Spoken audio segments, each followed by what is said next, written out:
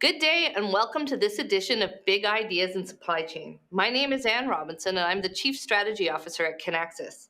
I'm joined by my colleague Angel Mendez, Kinaxis Board Member, Supply Chain Transformation Leader, to join me on this conversation today with an esteemed panel of guests. Today we're going to tackle the 2024 trends in supply chain.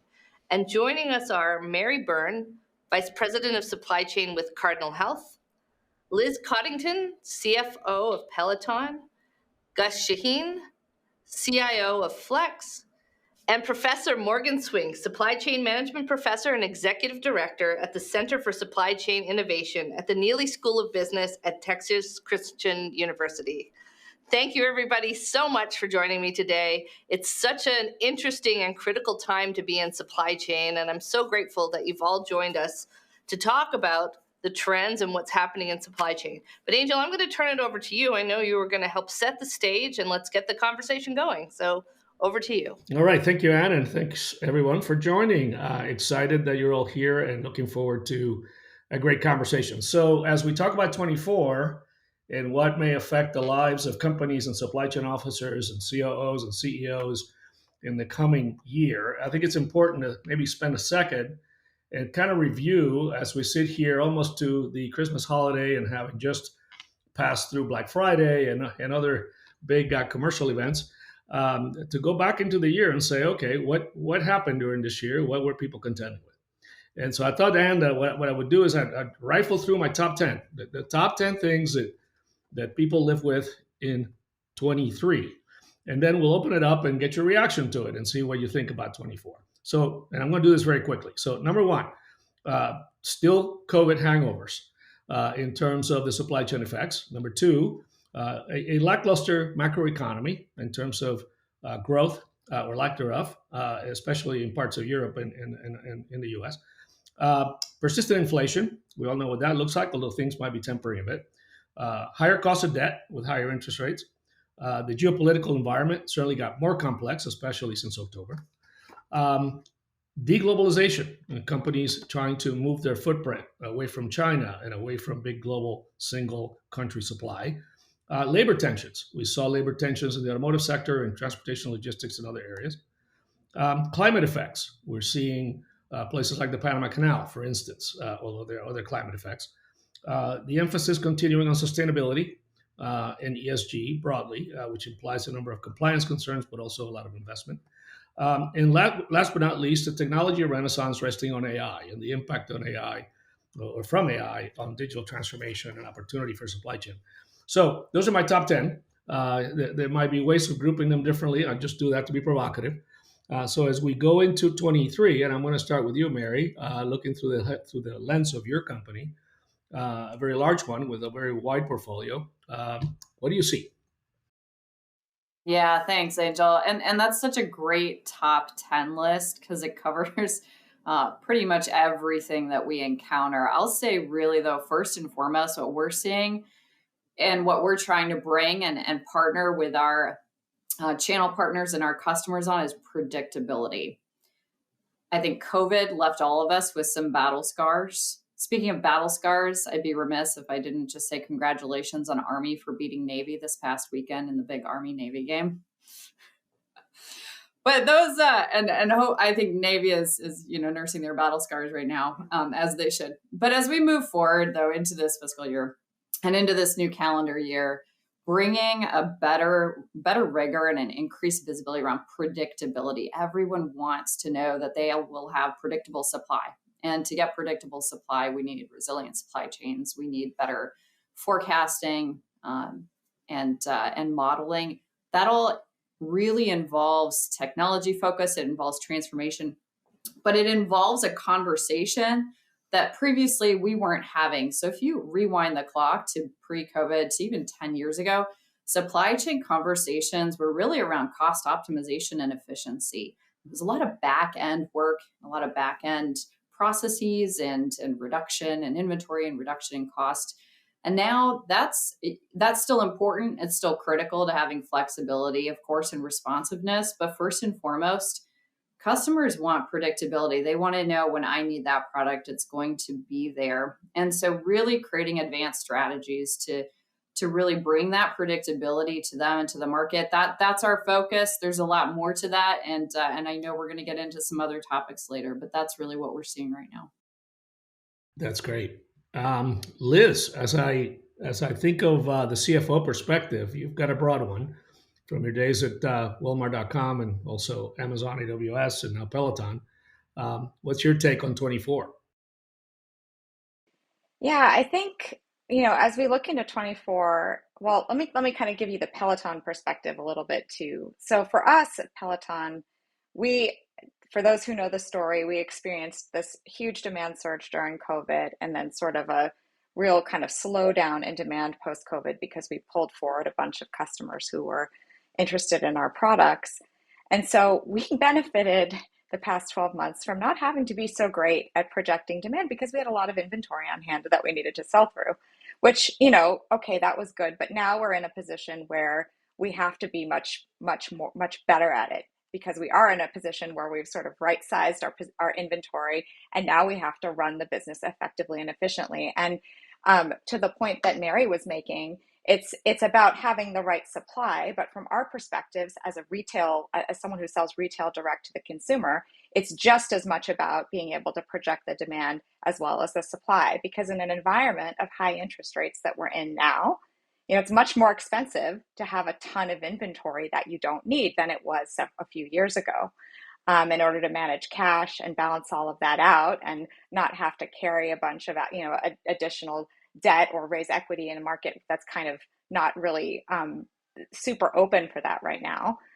You need to be able to manage your inventory much better than we have, or have had to. I'm not saying that we haven't managed it this year as well as we could have, but we have to be much better at it. So that's really an area for us.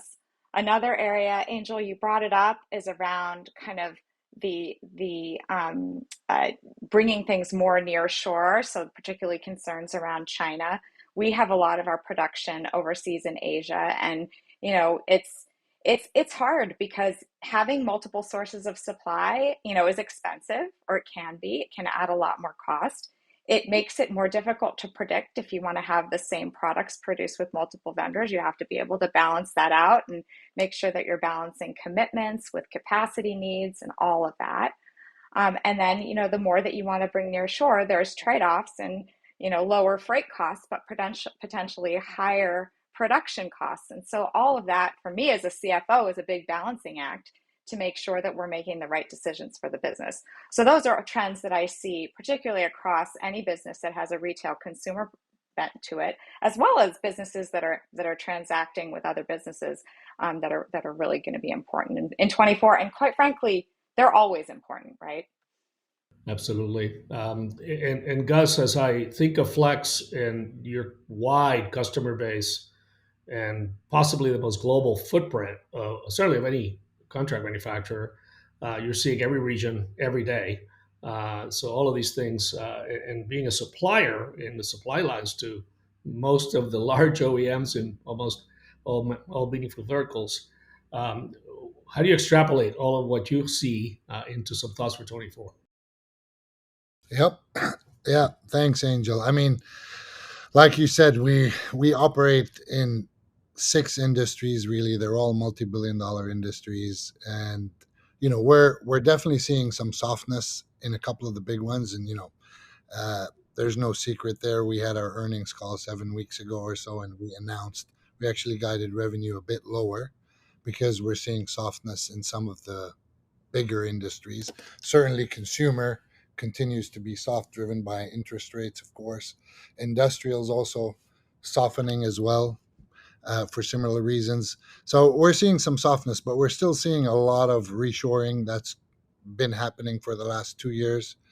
Customers want a low-cost solution outside of China, but still in Asia, and they also want a move over here to North America for the end market here in the U.S. So that's continuing to happen. We expect that to continue throughout 24. And we're hoping, interest rates will start to ease off maybe towards the end of next year, and things will slowly start coming back in some of those bigger segments. We do have some other segments that are holding up still, areas like medical and auto and stuff seem to be holding up pretty well. So it's kind of a mixed bag for sure. It is, and it makes things hard to predict almost on an everyday basis when you see multiple pieces of news all affecting the airwaves. Morgan, before I go back to Ann, Morgan, your perspective from number one, you look at lots and lots of companies analytically, but number two, you've got a great perch on innovation as well. So I'm just super curious how you see it. Yeah, thanks, Angel. And I love your list. I was actually kind of glancing at a presentation I did recently that was macro trends, and it dovetails very nicely, overlaps. I think you covered just about everything and maybe a little more than I had on my list. So I'll just react to a couple of things. I mean, most of what's already been said, I agree with completely. The same kinds of things I'm seeing with some of our business partners and kind of at a more 30,000 foot level. As far as the disruption goes, disruptiveness, hangover still from COVID, I hear that a lot from different partners in specific industries. If you look at the macro data, though, it actually says we're in great shape. If you look at things like the Global Supply Chain Pressure Index, I don't know if you guys have followed that, but we're actually below kind of the median disruption levels for the last 15 to 20 years. So, I mean, that's a measure of volatility and different cost indices for different transportation and other kinds of things. So not sure that's reflective of everybody's experience, but seems to be a good trend. I mean, we're in a good direction, U.S. in terms of that dimension. Echo, all the inflation, inventory cost, whipsawing of inventory, responding to COVID and then over responding and then correcting and then now moving forward to the next year. Predictability, I hear that a lot too. So some of those issues are the same. I guess the other thing I would throw in that I think is potentially trending is social change. Some, and I don't mean necessarily politically, but sustainability. You mentioned that. I do feel like we're kind of reaching a critical point where it's actually going to be, at least for certain types of products and certain industries, consumers are really starting to take that seriously as part of their purchasing behavior. So I wouldn't expect to see that factor, more largely into consumption as we go forward to the next year or two. So it's really interesting to hear all of you and all of your different perspectives. But one thread I'm hearing throughout, and I'm hoping you can either validate or dismiss a trend that came to my attention with the state of interest rates, the cost of capital, the pressures, whether it's on a microcosm perspective, maybe if it's not translating at the macro level, but is this causing pressures on cash flow and inventory management that's focusing that shift back towards sort of lean and mean, just-in-time type mentalities again? Are any of you seeing that or experiencing that, either yourselves or from your suppliers or customers who are kind of expecting some of those pre-pandemic type of supply chain performance? Maybe I'll take that one first because I'm expecting I will have a fairly different lens on this coming from healthcare than maybe some of our consumer products or other markets. I'll tell you, Anne, it's interesting you say that. I think internally, we always want to drive for best-in-class efficiency. And internally, yes, we're always evaluating those opportunities and looking for ways to become more creative and more efficient. I will tell you, though, on the customer and the consumer behavior side, we are actually seeing quite the opposite, where there is a tendency to continue inventory holding or inventory stockpiling as a security net for that predictability. There's a safety in seeing my physical goods nearby. We're seeing a trend in customers wanting a co-located warehouse specifically dedicated for them. And so as we embark on a predictability journey, having transparency and visibility is helping us overcome some of the fear factor in maintaining inventory. It's like, if I can walk outside my door and see my warehouse and my inventory right there, I feel good. I know I will be able to serve my patients tomorrow and next week. So what we've done to actually complement the visibility or the predictability journey is transparency. We're members of a healthcare industry resiliency collaborative. It's chaired by Mayo Clinic. And we opened up our data. So we showed all of our supply chain data up to our tier 2 supplier and where inventory is for critical products. Any member of that community can see that data and have access to it. We're embarking on several other visibility, transparency type initiatives to help customers see their inventory, even if they don't physically see it right next door or touch it, in that co-located warehouse. And then also, I'll say modeling inventory and showing the volatility in supply chain and right sizing. So we do have some segments of the supply chain and product value streams that are still highly volatile, and we do ramp up and cover that volatility with a higher stocking level. But having that transparency to show down to that product detail level, that's new. That was not there pre-COVID. No one was interested. In fact, it was, I'll say it's brought a lot of the behind the scenes work to the front of the table. It is the conversation now, whereas mostly in the background before. But I'll turn it back over to others. I'm sure that could possibly be a very unique. One question, Mary, though, before I pass it over to Gus, do you feel that transparency, that information transparency is delivering trust to your customers? Is that one of the biggest factors? It is. It's certainly something that we're passionate about, is rebuilding trust where maybe it had been lost through the pandemic, and then securing it where we still have it, and then continuing to grow it and introduce it. And I think that really is at the heart of all of this, is building that trust, maintaining trust, and showing that we're in this together. We're all, when we experience a disruption, we've collaboratively created all of the scenarios, all of the safety nets and the mechanisms to protect the customer from that disruption. And we partner with them in that conversation so that we have. And that leads us to a whole nother topic, which is customer facing supply chain. But I'll put a pin in that one for later in the conversation. Also something I'm very passionate about, but I'll save that maybe for Angel when we get down further on the list. Gus, what about from your perspective? I know. Yeah, no, for us, I mean, you're absolutely right. This is the number one topic amongst the ELT, even the board. For us, inventory and inventory management is pretty much cash flow, as Angel knows our business pretty well. Inventory has been on the rise for the last 3 years, and it's okay for it to go up when you're growing 20, 30%. But when growth slows down, it becomes a real big problem.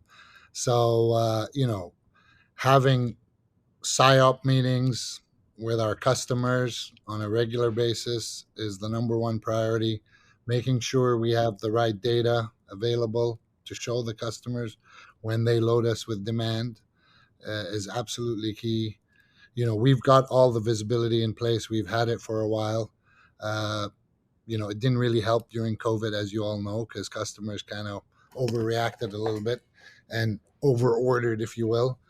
And now, we're going through this tough period, renegotiating and trying to flush out those inventories because it's tying up cash flow. So it's the number one topic, and we're doing a lot to address it for sure. So we shifted to talk about design, essentially design for supply chain, where we're bringing the product organization and supply chain organization closer together. I'm going to shift to Morgan first, and then Liz, I'll have you comment. Morgan, is that a trend that you've seen kind of come up in the academic conversations? Yeah, absolutely. If I can, I want to throw in one thing on inventory real quick, and then I'll come back to that. So I have talking to some folks who are really, I would say, forward thinking, and they're in terms of inventory. Yeah, they're trying to manage it closely, but at the same time, they're recognizing that this period of high interest rates and high cost of capital is actually an opportunity to justify investments in inventory management systems and processes, because now the savings are so much more. You can capitalize on that. So it's an opportunity that I think some people are taking advantage of before interest rates drop down again and nobody cares about the cost of capital anymore. Okay, so design for supply chain. Yeah, absolutely. It has been. It's actually a pet peeve of mine, or interest of mine. I came out of a design background as an engineer. Logistics, design for logistics, design for sustainability, uh, sourcing decisions more tightly integrated with design decisions. All of those aspects I think are becoming much, much more important, especially as we see global networks changing so much, supply chain networks and the kinds of sourcing and the logistics infrastructure, the shipping modes, everything's changing now. So the smart people are really trying to include those anticipated changes into future product design decisions. So, Liz, it sounds like this is something that does happen at Peloton. Can you share a little bit about that and kind of why that works for you? Yes, sure, and I'm happy to talk a little bit about it. So at Peloton, our business has kind of got two components. One piece is pretty supply chain heavy, and then one is much more of a service related piece related to fitness. So we're going to focus on the part which is really selling and delivering the hardware to people so that they can use our connected fitness devices to work out. But with that, we have different SKUs. We have bikes. We have two variants of a bike. We now just reintroduced our Tread Plus, so we have two variants of a treadmill. We've got a rower.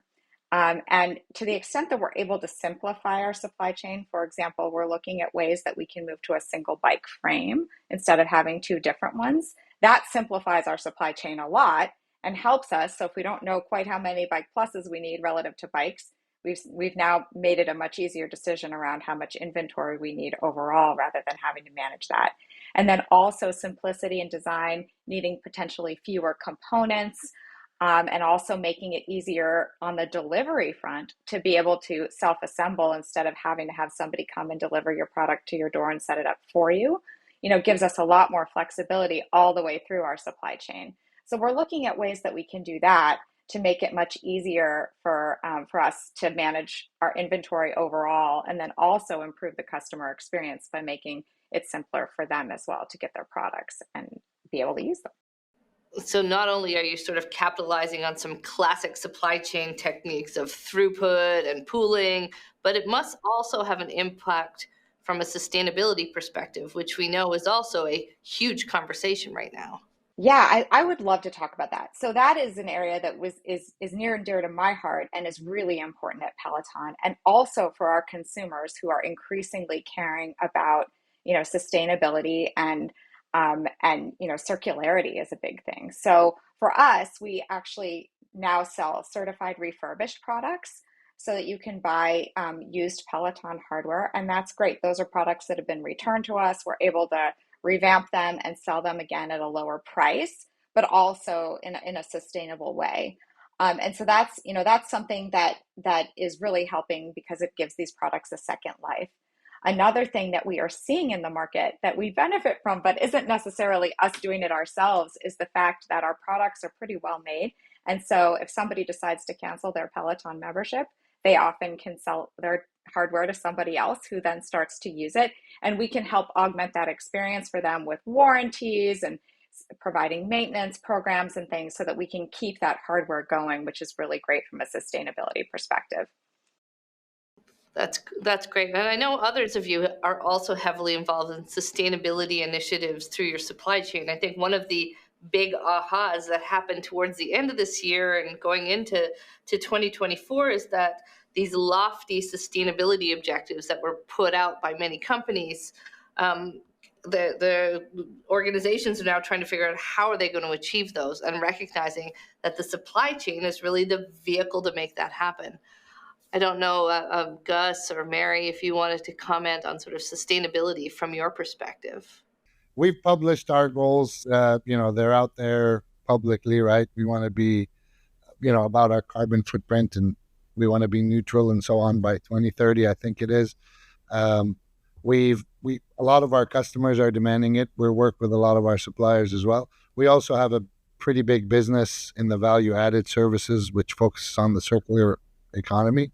It's like an $800 million business that basically works on refurbishment, recycling, and keeping basically all that out of the landfills, right? So it's a big business for us, and we're working on that quite diligently with customers and suppliers. And Mary, what about at Cardinal Health?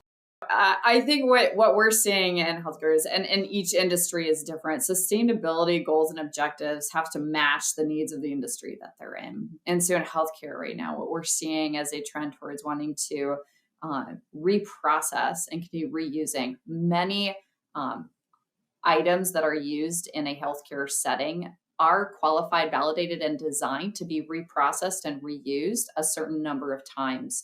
But the companies that are servicing that reprocessing and reutilization are few and far between. So we at Cardinal just doubled our reprocessing facility with a zero waste to landfill model that's here in the United States to support that need and to facilitate that growth, because each hospital and healthcare system does not have the free cash to implement that reprocessing operation for themselves due to all the reasons Morgan just shared earlier on inflation and the squeezing and limited cash that each of these hospitals have. So that's a really unique and interesting way that we're seeing it.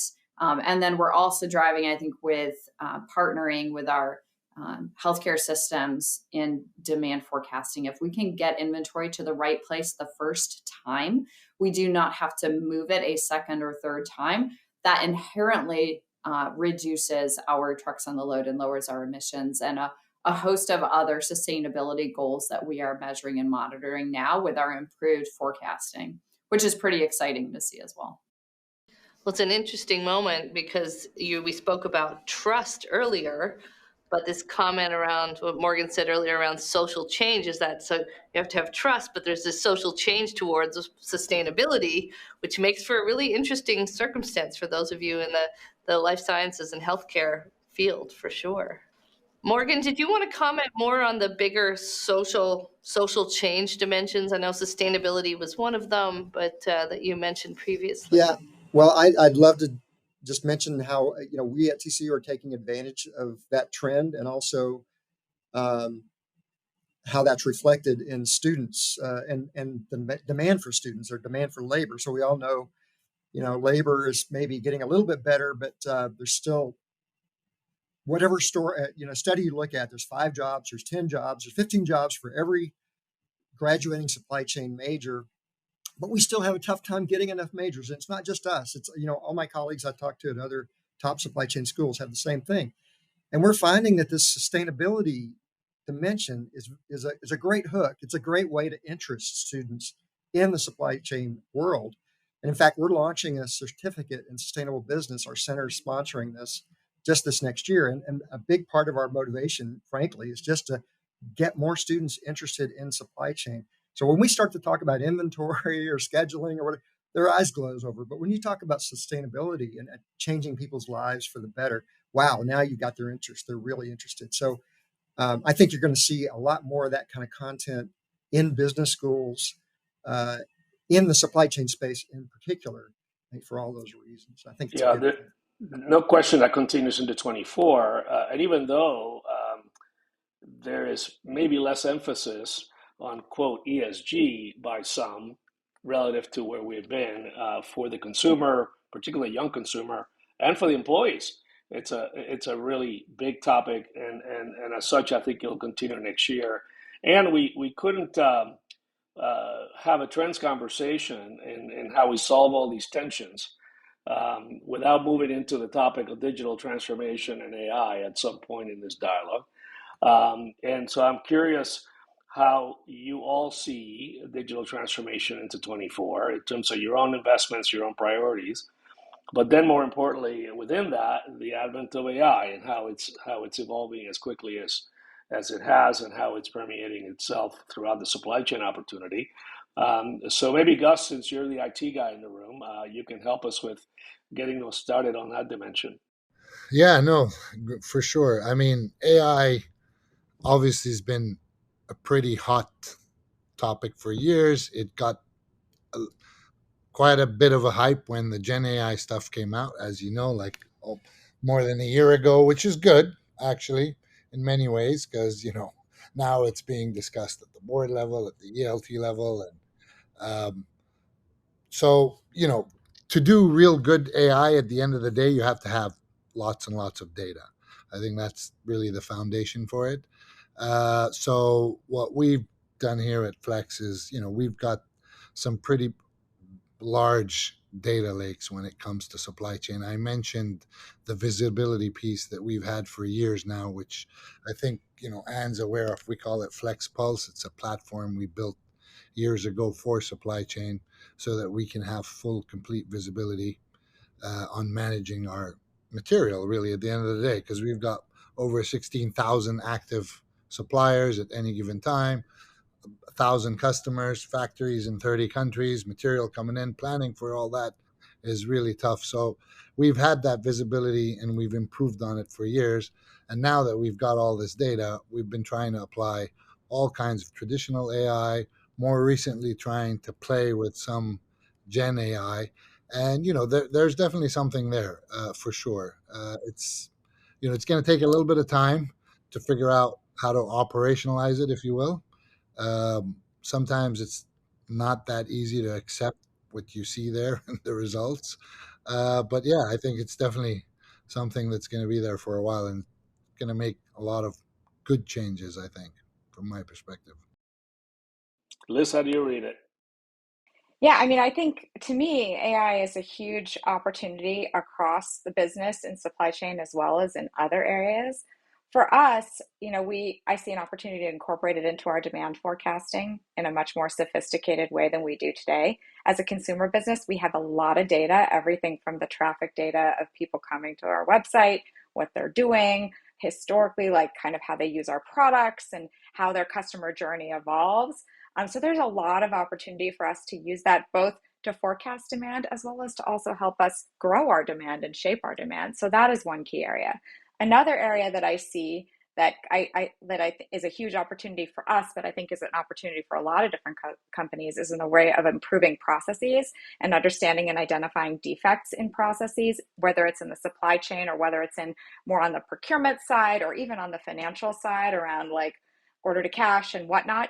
Really lots of opportunities to use AI to say, oh, this is where your process broke. This is where all these errors are happening, so that then you can become much more efficient and fix those processes so that they can be much more automated and effective.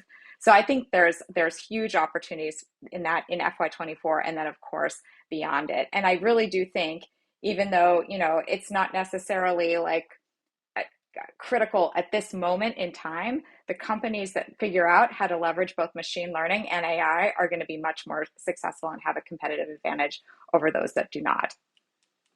No question. And Mary, you guys are all over this. I know that. Yeah, I couldn't agree with you more, Liz. Competitive advantage, absolutely. Period. Full stop. There will be no question in the next 5 to 10 years that companies who have adopted this and successfully implemented it will grow and accelerate leaps and bounds beyond those who don't. But I'm just, for the sake of being argumentative, and we're recording on a Monday, so why not? I'm going to throw a little bit of a curveball out there, Angel, and I'm going to propose that the AI and digital transformation conversation is actually a talent and culture conversation. And the reason I say that is that solutions have been there. They have been there for several years now. And only recently have we seen companies really accelerate their adoption of implementation. As we love to say, necessity is the mother of all invention. And so maybe some forced to against their will, in a post-COVID environment. But as we look at adopting these technologies and maturing beyond a legacy state, it is all about culture and people and who we have and how they think, and the ability to adopt and operate in a high-tech environment, the ability to understand the value capture of AI and of digital transformation, the ability to connect the dots across multiple towers in your large organization and speak fluently to the value and what it means to your customer and to your business outcomes. That's a talent and culture conversation. The tools are there. They've been there for a while. They're getting better. They've gotten much better in the last 5 years. They're continuing to evolve and get better. But I think quickly the solutions that are available have outpaced the trajectory of culture and talent development as we look at those going hand in hand and being a strategic differentiator in the next 5 to 10 years. and it's changing the requirements as the next job you post in your organization is likely to have elements of data science, elements of data capabilities, for instance, than perhaps a few years back. And we're seeing that across research done to look at the postings in the supply chain space across many companies. You see that more and more, not just in supply chain, as Liz points out, but in a lot of other areas. But speaking of competitive advantage, Morgan, you've actually studied this. You've actually been looking at companies from a research perspective and comparing those that are more advanced, shall we say, in certain techniques, digital technologies, and what are your observations about that sample of companies you've been looking at relative to the world at large? Yeah, thanks, Angel. Well, first, I'd agree with everything Mary said. I thought she said it very, very well. But we've interviewed dozens of companies over the last few years about this, digital transformation. What does it mean? And these are top executives we're talking to. And we ask them, what are the biggest barriers or challenges? And it's always, always talent. It's talent and organization structure. It's never, oh, well, the technology's not there. It's always finding the right people who can, just as Mary said, not only understand the science, the data science or the technology, but the application, the use cases, the business case, and be able to articulate that. That's the missing ingredient I think a lot of companies are looking for. And as a result, you're seeing a bunch of business analytics programs. We have one now. We started one 3 years ago. And especially in business schools, I think they're trying to design these programs to marry the data science part of it with this domain knowledge, functional domain knowledge, marketing, supply chain, finance, whatever. So hopefully that's going to meet some of the demand. But it's a bullwhip effect. It's a lag there, right? So we're trying to catch up. The other big research project that we've had a couple of years ago, maybe Angel, you're referring to this, is we looked at companies that have adopted leading planning systems and had adopted them before COVID in particular. We looked at pre-adoption, post-adoption performance impacts, and we saw some significance there. But in particular, those companies that had invested in advanced planning technologies and the visibility systems that go with them, we saw huge impacts or dramatic differences between those companies and their peer companies who had not made those investments in terms of COVID, their ability to kind of buffer or absorb some of the shocks that came with COVID, and then to responding as fast as a quarter or even 2 quarters faster than some of their peer companies. They were able to return back to kind of pre-COVID profitability and operational effectiveness. So it's a real strong finding that suggests that the investments are worth it there. Yeah, which kind of brings together a whole bunch of this conversation, right? The notion of transparency, predictability, productivity. You have to have the digital tools. You have to have the people that know how to identify them, know how to put them to use, and have them support all the various strategies that drive resilience and are trying to position supply chains to respond to an increasingly volatile and more volatile world. Because that, for me, of all the trends that we were talking about earlier, there's some that remain constant, and you could wrap them all under the heading of volatility, whether that be geopolitical, whether it be economic, or whatever the next crisis is that we haven't even thought about. We certainly didn't start 23 expecting some of the things that turned out to be true. And you had some other questions to our guests. Well, I think we're just about at time here, but recognizing that 2024 looks to be a very interesting year for supply chain professionals, and knowing that all of you come from a vast backgrounds in this space, what is that piece of advice you give to that supply chain manager who's looking to tackle the challenges of 2024? What's that one piece of advice you're going to tell them so that they can be successful through the coming 12 months? So, Gus, maybe I'll start with you. Yep, thank you. Well, for me, I think I've told you that before. I think when I think about supply chain and everything I'm seeing here at Flex and the things we're working on, speed is the main thing that comes to mind. It's like the theory of everything for us in supply chain. It improves revenue, customer sat, inventory levels, pretty much everything in supply chain. So I know Mary mentioned visibility. So, but if you have that visibility, the goal has to be speed, right? So, if you're new to supply chain and you focus on all these different KOIs and KPIs you're measuring, if you keep speed in mind, I think you'll be successful. Thanks, Gus. Mary, what about you? I'm going to say, Anne, this is not your grandmother's supply chain anymore. This is the supply chain of the future. My entire supply chain team is customer facing. They are in negotiations. They are collaborating with customers. They connect the dots across an end-to-end system. They understand global trade. They understand manufacturing. They understand product lifecycle management. They understand market needs and disruptions. This is a new, fun, exciting, high growth space. It is not for the faint of heart. And so I would come back to talent strategy. It's really a time and a place for athletes, corporate athletes, occupational athletes to really thrive. So don't think of it as a silo. It's not a function like it may have been 10, 20 years ago. It truly is end to end, and it is a really fun, exciting, and high growth space to grow your career. I also have an engineering background. Like Morgan mentioned, he came from product development side.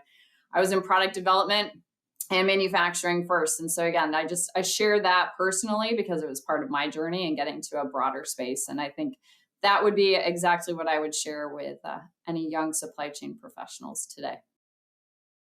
Thanks, Mary. Liz, what about from you? Yeah, I was trying to think of a word to sum it up the way that Gus was. The word that came to mind for me was agility. So speed, along with having speed, you need to be flexible and agile and understand that things are very dynamic these days. And because market trends move fast and customer needs evolve very quickly, it's important to be agile and to realize that just because you were doing something a certain way for a period of time, things change and you need to be able to change with it. And that goes back to Mary's comments around talent strategy. It's kind of a marathon. It's not a sprint. We're constantly evolving, learning, growing, and bringing that analytical mindset is critical. And then I also think it's really important to understand that, again, as to Mary's point of not being siloed, it really is about also understanding all the other places that supply chain interacts with the rest of the business and making sure that you have partners and that you understand those intersections so that things can be seamless from end to end, which is kind of the nirvana that we're all trying to get to. Morgan, what about from your perspective? What is that one piece of advice you would provide? Yeah, well, you're asking a professor for one piece of advice? Come on. If I had to sum it up, I think I would say just try to avoid monolithic thinking. And by that, I mean kind of a one-size-fits-all thinking. I hear this conversation about lean versus just in case and back and forth, the pendulum. It's never been one or the other. It's always a combination of buffering types of strategies and also bridging types of strategies. Mary and others have mentioned visibility, connections, collaboration. It's got to be a combination of those things, right? And you've got to think strategically about different regions of the world, different categories of product, and use a different mix of bridging and buffering, and also advanced planning investments, for those different areas to come up with the optimal, I think, mix of resilience, ways to create resilience and flexibility and agility, all those things we want. Oh, Angel, I'd be remiss if I didn't ask you that same question as well. What is your piece of advice for our next generation supply chain managers? I would, and Mary touched on it, collaboration, right? Learn how to collaborate and influence.